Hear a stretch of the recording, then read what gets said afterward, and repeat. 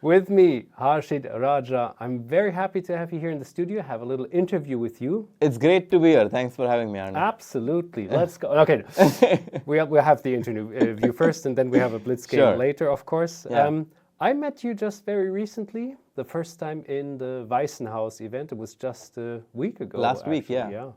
And immediately, I also heard from a couple of people who were mentioning you that you're such a nice person, you're so polite, and you have incredible chess knowledge. So this is something nice to hear, I would say. They've been saying good things about me. Absolutely, yeah. So this is going to be a nice interview about exactly this, because of course I want to know, why are you such a nice person, and why do you have such good chess knowledge after all? And I want to start from the very beginning. Because you grew up in the city of Pune, if I pronounce it correctly. Exactly. Pune. Yes. And it's funny because I just heard about this city not even a week ago, because the Women's Grand Prix is probably... Exactly. I think that one of the legs is going to be in Pune. And so how my journey started was I started when I was 7. And my sister used to play chess, so she had like a private tutor. How did that even happen? Do you remember that? Do you know? So it was incredible because in my school, Symbiosis, we actually had like a chess program back in the day already, which is getting a lot more popular now, but like... Back in the day, we're talking about which 2008. year? 2008. And 9. So we had this program in our school, and she was basically learning chess. And one day I came back from school and I saw her learning chess, and I'm like, maybe I'll just sit and see what she's learning. And then this happened a few times, and then I challenged her to a game, and she absolutely destroyed me.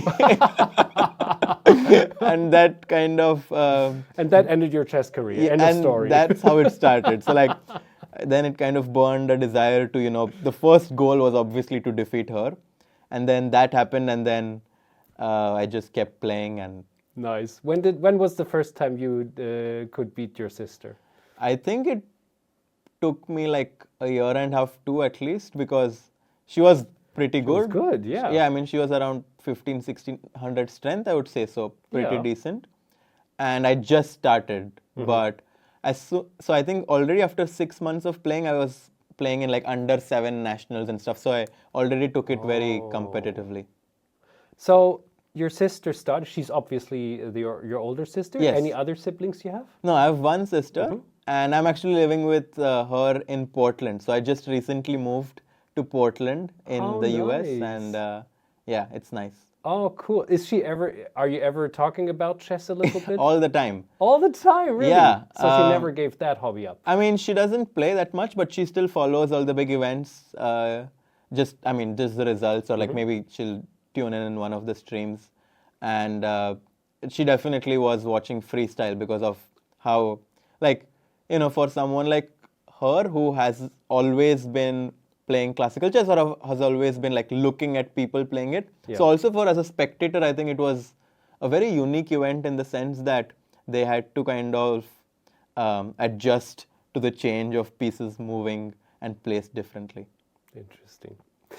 So growing up in Pune, how was it? How did you have your childhood there? Was it something which you go like, that was a nice time? Or now you're living in Portland, as you just mentioned. Is it something where you go like, India is nice, it has its charm, but I'm also happy that I'm out of India?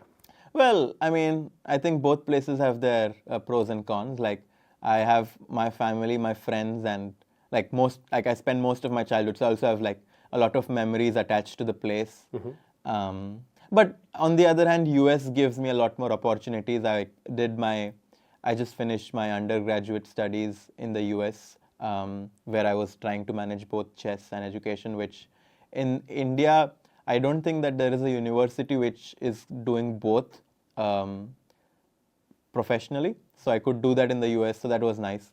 But one thing that I obviously miss a lot is the homely food that I could always eat back home. And I was living in a bubble, so I definitely became a lot more independent once I moved. Wow, what does Okay. First of all, I'll come back to this bubble because now that sounds interesting. What is your favorite Indian food? Because I love Indian food too, so I have to ask. I think maybe pav bhaji. It's like you eat it with the bread. Exactly. Yes, So yes. I like that a lot. And I mean, in general, like just there are so many dishes, There are. and it's hard to choose. But It's the spices. yes, They exactly. make the difference. Absolutely. So you said you were living in a bubble. Can you emphasize on that, please? Yeah, I mean, when I was living home, I basically didn't have to do anything. Like, I didn't have to worry about food. I didn't have to worry about, like, all the day-to-day chores that one has to do when they live alone. And when I moved to the university, it kind of dawned on me that, yeah, like, I have to do all of this by myself. Like, like, think of food, think of, like, you have to do your own laundry and, like, groceries and all of that Absolutely. stuff. So, yeah, I mean, that's what I meant by the word bubble. It makes so much sense. By the way, I can relate to this quite a lot, actually. Yes, yes. I've been also living in a long, long bubble. It took a while to burst that one. So, who taught you chess after all? I mean, you were watching your sister, but who was the one? Did your sister also teach you? No, so my first trainer was Kapil Lohana, a trainer from my city in Pune. And I was training with him for I basically got all my fundamentals from him, like until I reached 17, 1800. I was always training under him. We used to train a lot, few hours every day. Oh, wow. And then after that, there were like many other people who also had a very strong impact in my chess journey, because in order to reach to a very high level in chess, you need a very strong backing, not just from your family and friends, but also like in terms of coaches. You need a lot of people who give you that psychological confidence besides obviously the chess skills and knowledge. And at one point, you grew to not only enjoy chess, you became better and better. People started to notice this. How did your parents look at this development? I mean, obviously, like the first time I started playing chess, or the first time anyone starts playing chess, there's just one thing they want: to become a grandmaster. So that was obviously like the biggest goal of mine, and I guess like everyone who was supporting me is for me to become a grandmaster. And I got 2 of my noms in 2019 in Spain, and then COVID started, so the in-person tournaments kind of paused. But then finally in Biel in 2021, I got my final nom, and I remember calling my parents because I got it one round to spare. So I called my parents saying that I got my nom, and I still remember how happy they were. Like I could hear from their voice how happy they were, and I mean, as a son, I mean, that was one of the happiest moments in my chess career. Imagine. Yeah. That is very, very nice. But then after I became a grandmaster, there was definitely a period where it was like, okay, what's next? Because when you wish for something for a very long period of time and then you get it, you kind of have this pondering question all the time, like, what am I going to do next? And then I think it was great that I kind of transitioned into my university in the US, so that I had that going for me as well, because I was always someone who wanted to do a bit of both. I didn't want to leave education, and obviously never wanted to leave chess. So now that I've completed my education, I'm trying to be fully involved in chess as a player or as a commentator. Oh, that was a decision. Okay, we'll jump back to that. But we skipped a little bit of parts because I'm curious about your chess journey. So at one time, you won tournaments. That happened, the first thing. You got some medals, some trophies, brought them back home, I assume. Yeah. And that was probably mostly local. Yes. For the first 2-3 years after I was 7, I played in like Indian events, just trying to play state nationals and qualify. So the top 2 players or the top 3 players in the nationals could qualify to represent the country in Asian or world events. So that was the biggest goal. And obviously the competition in India was very stiff back then, because getting in top 3 in your age group is like getting a medal, basically. Yeah.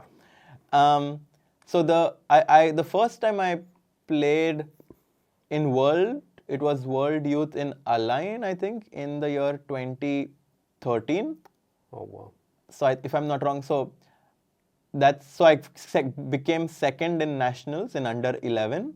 Yes, I just wanted to say you were not, 10, 11 years old, right? Yes. Yeah. So when I was 11 was the first time that I got second in nationals, which meant that I could represent India. So I played the Asians in South Korea, and then the World Youth was in Align in Dubai, I think. And then after that, I played a lot of Asian and world events, and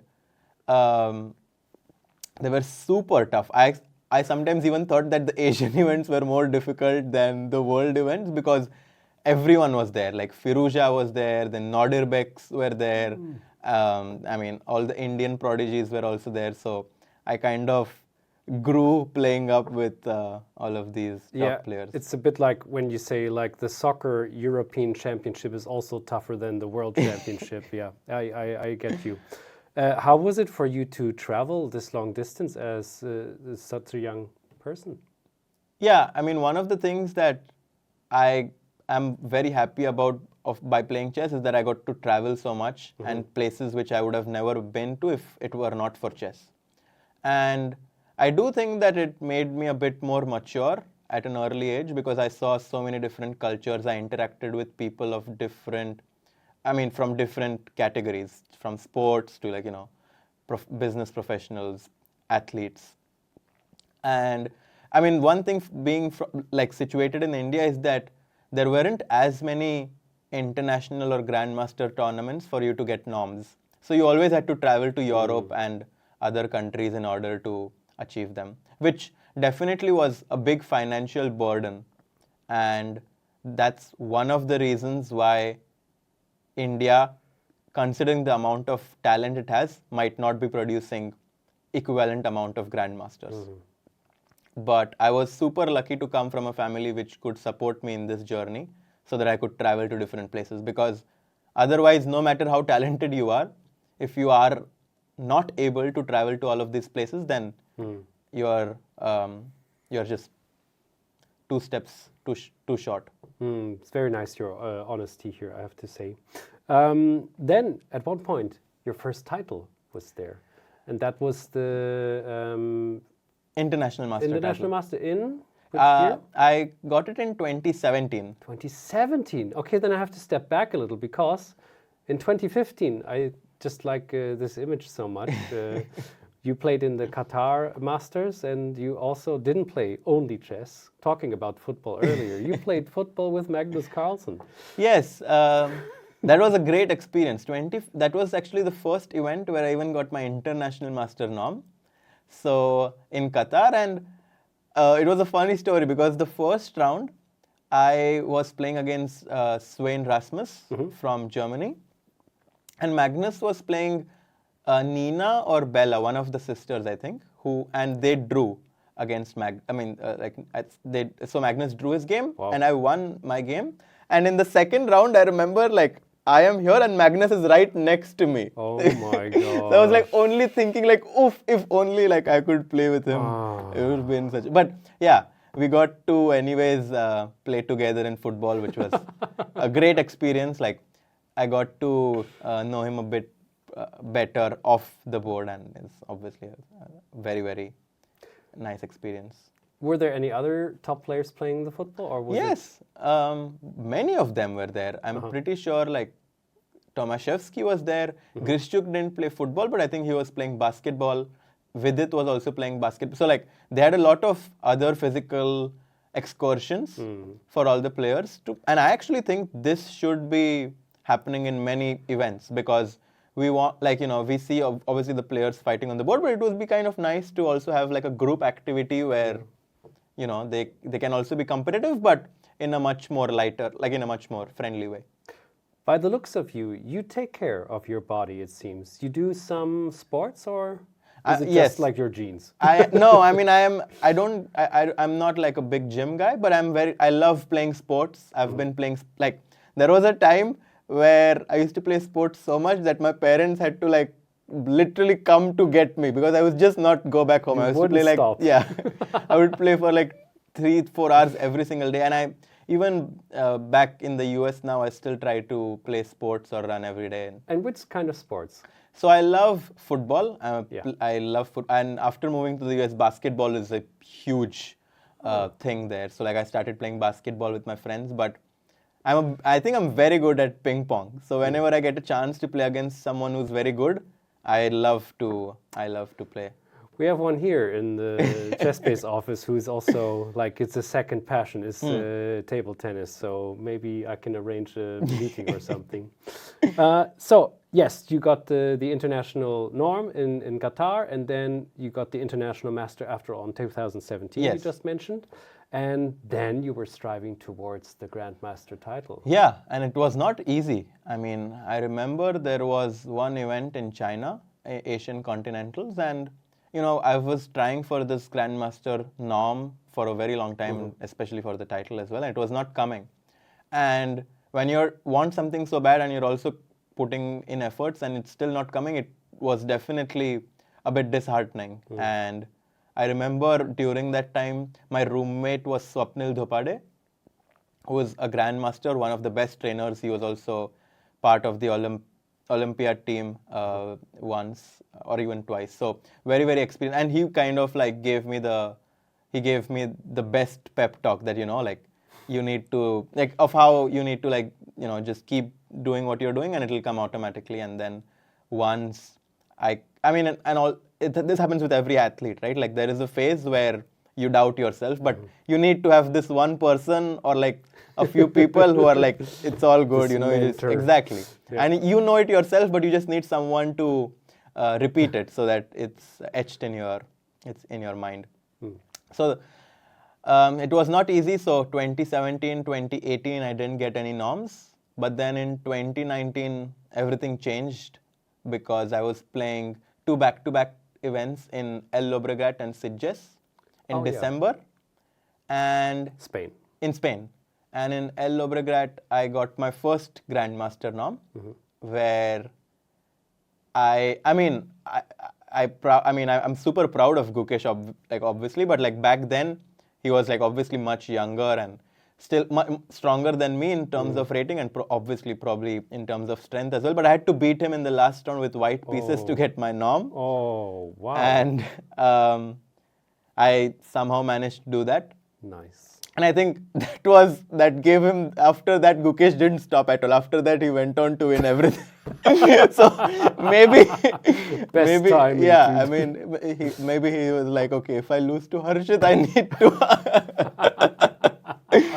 I need to rethink everything. Yeah, but after that, I mean, his trajectory was absolutely skyrocketing. Yeah. And then I got my norm there, and in the second event in Sitges, I got my back-to-back norm because in the second round I played Maqsoodlu, who was almost 2700, and he missed a tactic, and that was my highest. It's actually still my highest win ever. Nice. So that gave me a very strong start in the tournament. So that I got those norms, and then for 2 years, there was this thing that stopped us from playing. Yeah. And then in 2021, when things got back to normal in August, I played in this event. So actually had 3 events before Beal that I was trying to get my Grandmaster norm in. And I even won one of the events, but I still did not get my norm because I was like half a point too short. So, but then when this happens, that when you're so close, it's coming. So yeah. In the next event in Beal, I was in very, very good shape. I was feeling great, which I think is super important for a tournament to go well, to feel good. Because if your mind is confident and happy, it usually translates on the board. And it translated very well on the board for me, as I got my norm in the 8th round. After drawing a German player, actually. Once again. Who was Dennis Wagner. Yes. And of course, I mean, I love all the German players. They're super nice. They're super nice people. And obviously now... And they give you points. No. It's always a battle. I've lost to... most recently, I played with Swane. I lost. I mean, it's, wins and losses happen. Sure. But like, very nice people, very competitive on the board, but also friendly off the board. So I usually always had a good time playing them. That's nice. So yeah, now there was the time where you were about to get your GM norm, then the pandemic hit. So that must have been depressing.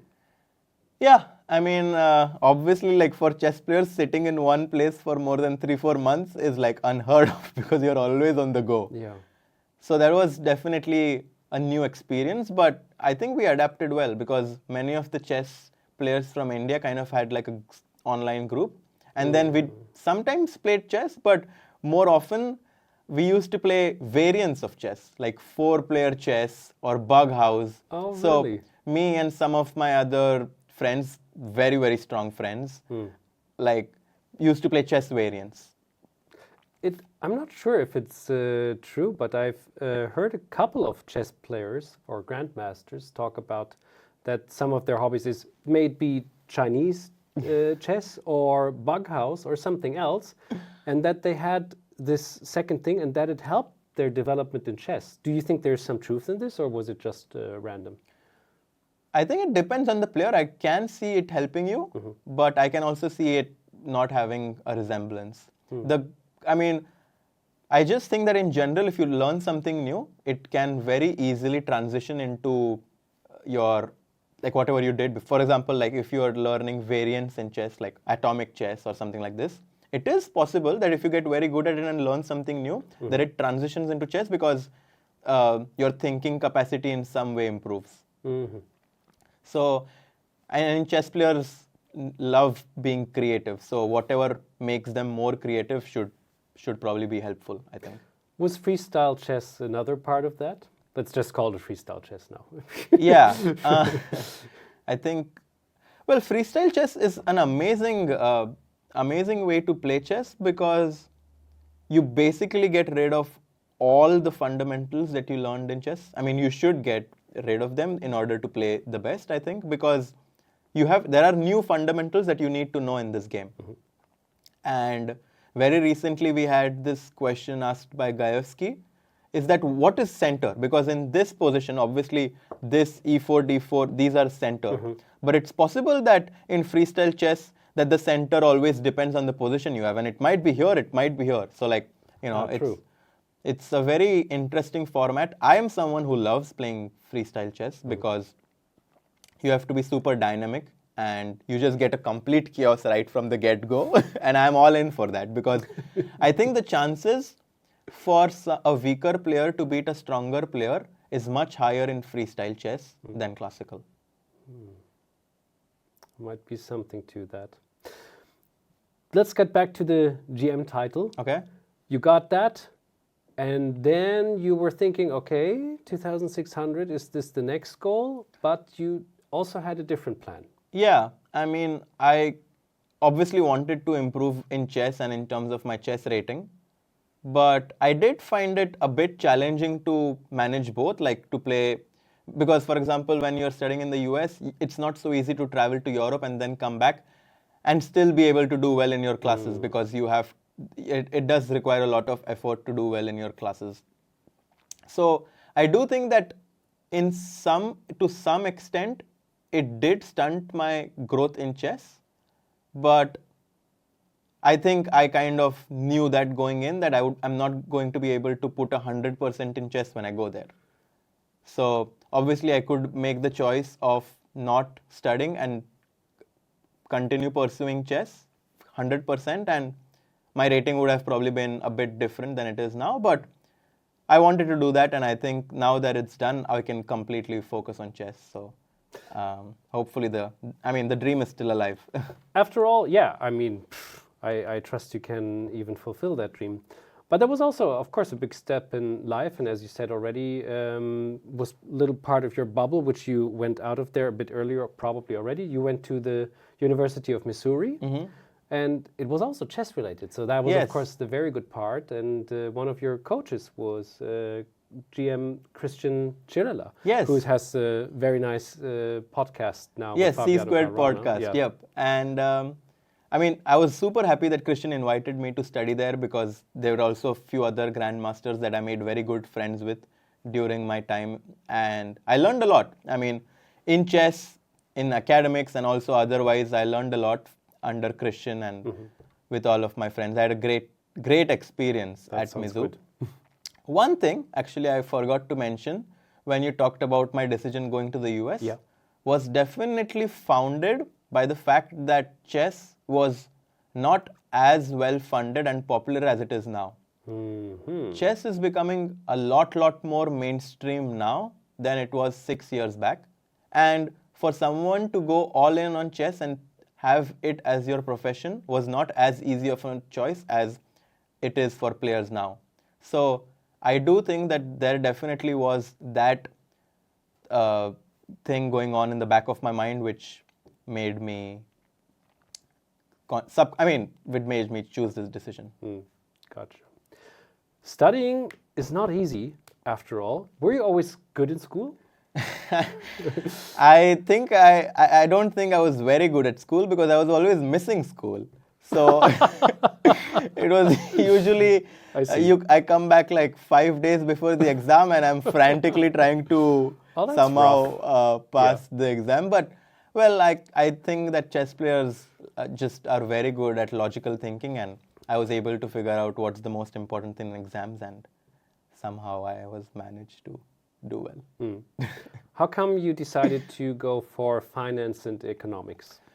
It's a good question. I think that it very closely resembles a chess player's mind. We are always thinking in like economics, because I've traveled so much, so I'm always thinking about.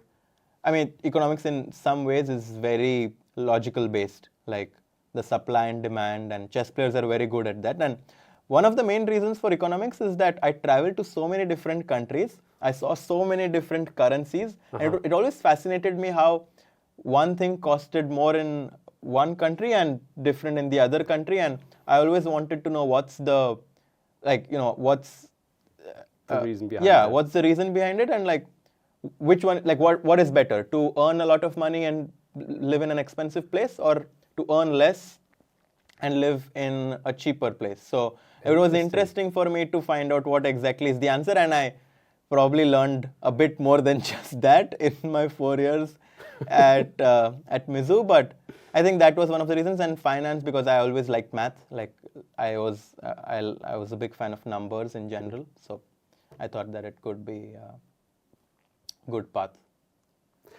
Now you said you're concentrating on chess again, like full-heartedly. Yes. So what about the finance and the economics? Will this be something which you can always get back to, or are you committing to this too on the side a little bit? So as of right now, I think that I want to stick with chess because I don't want to go into the professional field related with finance and economics. I do think that maybe, I don't know.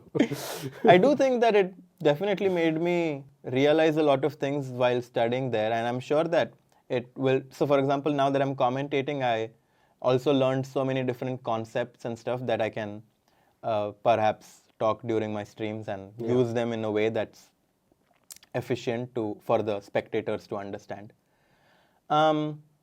But yeah, I mean, I just think that it's very hard for me to do something besides chess. Like my whole life has been revolving around it. So even though I had my degree in finance and economics, I mean, yeah, I just have all my family and chess. Chess family is very small, but it's very strong. Like I just got to know you, but already we have a connection this mutual connection because of this board game, and this connection is usually very. It's very close to my heart. So I think that, yeah, I just want to stick with chess for now. Strong decision. May I ask who's your one of your coaches right now? Do you have several or one? So right now, Christian was basically my main coach until very recently. But I don't have a specific coach right now. So after this event, I'm going to try and have one coach who can guide me for the rest of my journey towards getting to 2600. Because I just graduated in December, and now it's been like a couple of weeks, literally, right? Yes. So yeah, congratulations for this. I didn't even mention that. It's been so recent that you've done all of this. Okay, and what are your greatest chess strengths? I think I am a very good intuitive player, and I think that I'm very good at attacking. So I think those are probably my two biggest strengths. You mentioned earlier when we were talking outside that you're so strong when you're commentating, or you were at Weissenhaus, you were commentating all the time. And I was also surprised because, of course, I listened to your stream. And I thought, like, why? How is that possible that you can see all those moves? I had that, and then, oh, but now this can happen, and now this the queen can get attacked. And I thought, like, but the engine didn't even grasp it yet, right? And you mentioned, like, you're doing so much better when you're commentating than when you're literally at the chessboard. Any idea how, why this is the case? Well, you get a bird's eye view of the game. It's just like any other sports, like in cricket, or football. Like, you know, it's easy to see where one should have passed the ball or where one should have hit the ball to get a better result. I think it's in some ways similar to that, because you have no pressure and you basically have no consequences of making a mistake. So, you know, there's this famous saying that a chess commentator never loses. So also not bad. And I very recently heard the chess coach never plays. Right? Yes. So maybe this goes hand in hand too. Now you will actually play at the Grenke Open, as I heard, and it's going to be freestyle after Yes, all, right? it's going to be freestyle. And I've never played a freestyle event in my life over the board. So I'm super excited for that. And I'm not sure, but I might even go to commentate in the freestyle leg in Paris before that. So then I'll have some experience of thinking about the freestyle events and memorize some of the positions. I mean, probably in Grenke, I'm not sure, but maybe you even have a chance to face Magnus or Super Grandmasters. Yeah, it's possible. I think Magnus and Vincent have already confirmed. So, I mean, that's my, obviously, for me, that's like, if I get to play Magnus or Vincent, I'm obviously going to be super satisfied. Yeah, I can imagine. But also I do think that if everything goes well, I have a shot. I mean, it's not like, it's chess 960, and if I'm having a good day and they are not having the best day, it's possible that I can have a good result. Do you, by any chance, have any chess students? A few. Not so much, because the thing is, like, if I accept a lot of students, then that's going to take a lot of my time away from, of course, what's more important for me right now, which is to progress in chess. So only the people who are like super passionate and are willing to put in the effort, I'm happy to like work with them. Yeah. But usually I'm trying to not do a lot of coaching. Yeah, I can imagine. I'm asking because you seem like a very, very good coach to me. Even I learned a lot from just the freestyle commentating of yours, and I was like so surprised because it felt like so natural and so easy for you also, like effortless, I would say.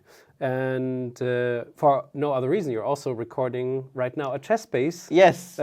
What is that ChessBase training course about? So the ChessBase course that I'm going to make about is how should white play against all openings starting with e4.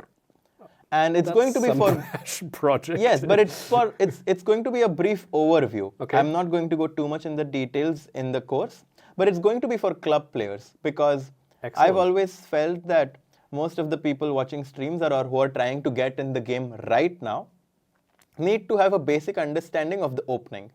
And rather than going to like 15-20 moves deep in the preparation, I basically give them a brief understanding of why certain moves are played and what setups you should do in some openings. So it sounds like a lot, but I try to make it simple and easy for everyone to understand. That is very, very good, especially for if you're a club player and you're starting to struggle against e4. Yeah, which will happen very quickly. Do you have any favorite chess book which you would recommend to everybody? That's a very good question. For calculation, Anthology of Chess Combinations has been one of my favorite books. It has like 2,000 puzzles or something like this, and super good for your training. How big is that? Nowadays there are also PDF books, but I read it Sure.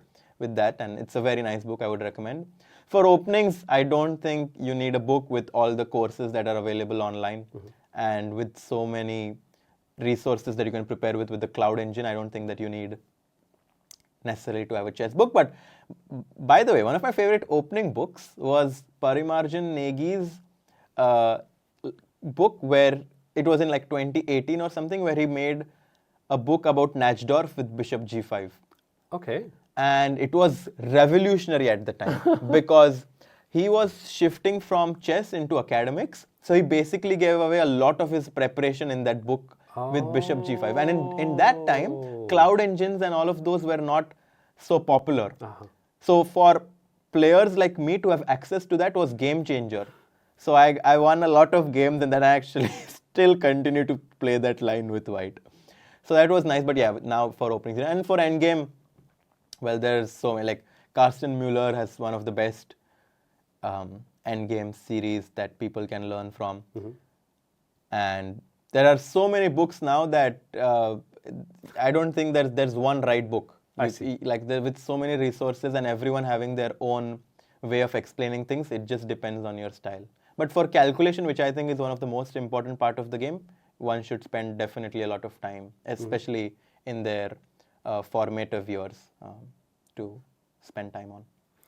When you work with ChessBase, with the software, what is the function you use the most often? Is it the cloud? Cloud engine. Yeah, For sure. The cloud became engine. so popular. My goodness. And prepare against function. Like you can prepare against an opponent and see all of their games and how they play. So prepare against and cloud engine for sure is the two most, two functions I use the most.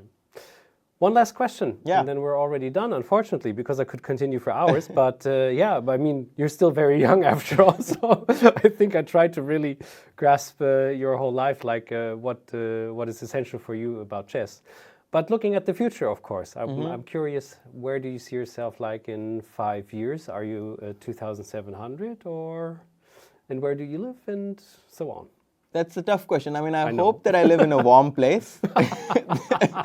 Is Portland a warm place? That's or not? definitely for sure. Yeah. To live in a warm place. I do like commentating a lot, so I hope that I can commentate on some of the big events and keep doing that. I don't. Yeah, I hope so too. Yeah, and I hope that I'm able to break top 100 by at least the next 5 years.